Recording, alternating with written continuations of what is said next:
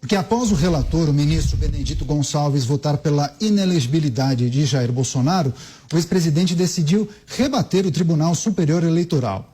Em um vídeo postado em seus perfis nas redes sociais, Bolsonaro mostrou que o presidente do PDT, que é o autor da ação contra ele, também questionou o sistema eleitoral recentemente. A gente separou esse trecho do vídeo. Vamos acompanhar.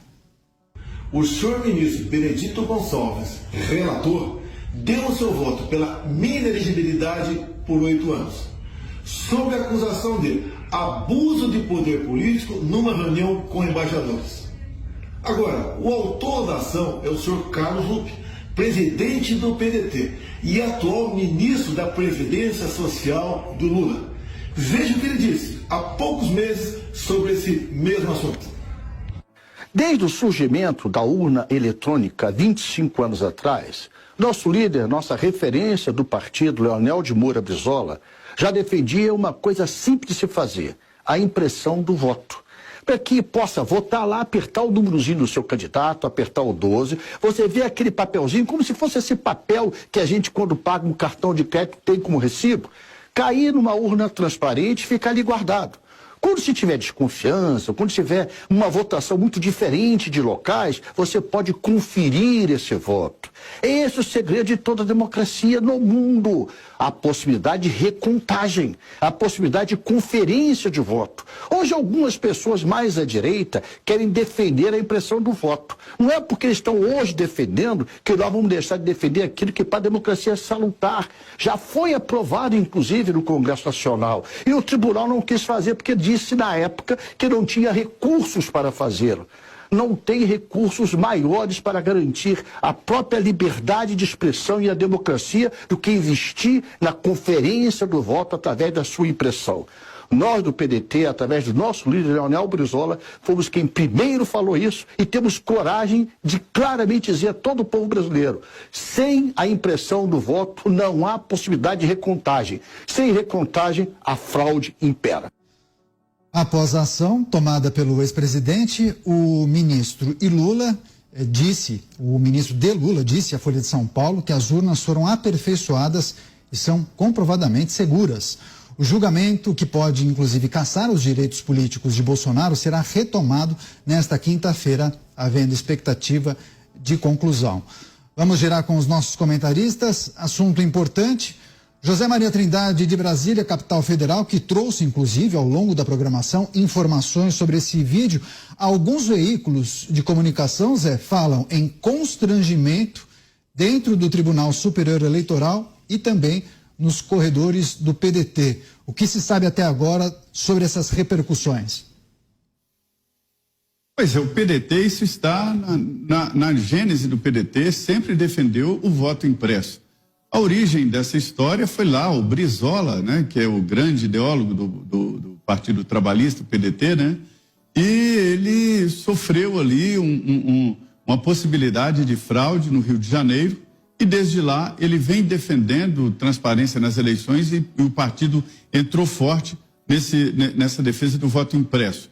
Tão forte que foi o PDT que conseguiu aprovar um projeto na Câmara dos Deputados, virou lei, e a Justiça Eleitoral fez um teste e funcionou, né? Através de amostragens, colocaram impressoras e várias urnas eletrônicas. Já foi assim.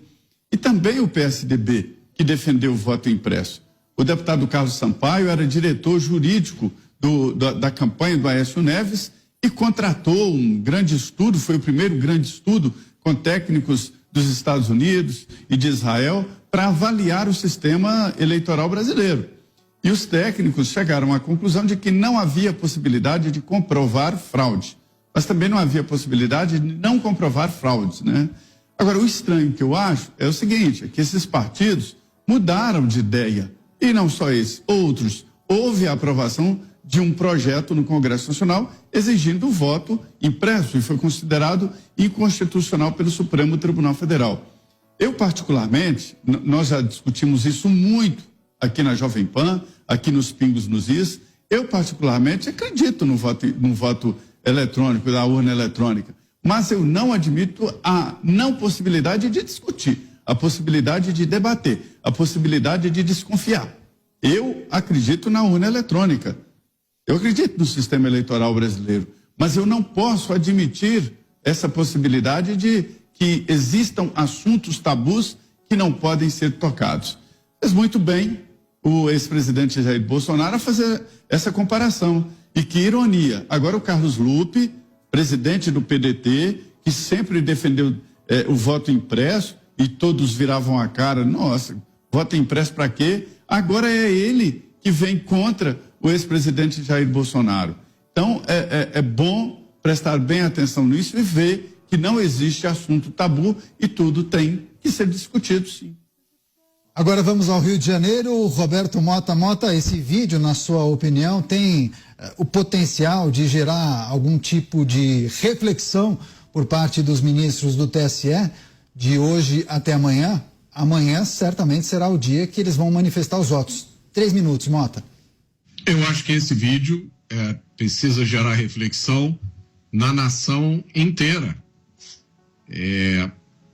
É um fenômeno curioso, uma mudança tão radical de opinião assim. O aspecto mais importante disso é o que o Zé Maria disse. Não podem existir assuntos tabu. Esse é o cerne da questão. Se existe alguma coisa cuja simples menção coloca você em alto risco, há alguma coisa errada. Esse fenômeno de reclamar de uma coisa e aplaudir a mesma coisa logo depois, por conveniência política, não é exclusividade do Brasil. Nos Estados Unidos, por exemplo, acontecem coisas muito parecidas. Eu vou citar um caso curioso. Nas eleições do ano 2000, o candidato democrata Al Gore perdeu a eleição para George Bush. No estado da Flórida, como a diferença foi menor do que 0,5%, a lei mandava que fosse feita uma recontagem obrigatória. A recontagem foi feita e George Bush continuou na frente, embora com uma margem menor. Al Gore e o Partido Democrata exigiram uma terceira recontagem de votos.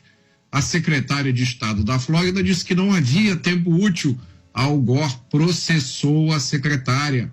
Al Gore perdeu o processo e recorreu da decisão. O caso foi parar na Suprema Corte Americana, que encerrou a recontagem e declarou Bush como vencedor da eleição. Recapitulando, na eleição do ano 2000, no estado da Flórida, os democratas criaram um caso com o resultado da eleição.